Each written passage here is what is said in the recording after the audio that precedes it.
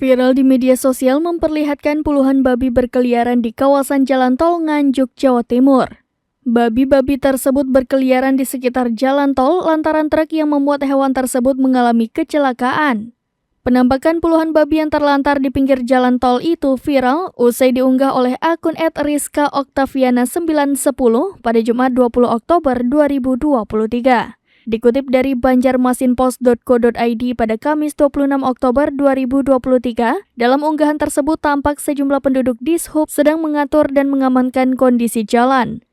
Sementara di pinggir jalan tol berjejer puluhan babi yang berhamburan dari dalam truk. Beberapa bahkan ada babi yang berusaha berlari ke tengah jalan hingga harus dipegangi.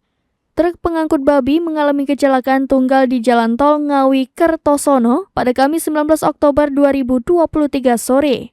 KBO Lantas Polres Nganjuk, Ibtu Heri Buntoro mengatakan truk itu terguling karena ban belakang sebelah kanan pecah. Heri menjelaskan kecelakaan ini bermula saat truk pengangkut babi tersebut melintas di Jalan Tol Ngawi Kertosono dari arah timur ke barat. Sesampainya di kilometer 651.600 B Nganjuk, ban belakang di sebelah kanan truk pecah. Kendaraan oleng ke kanan kemudian terguling melintang di jalur kanan menghadap ke utara.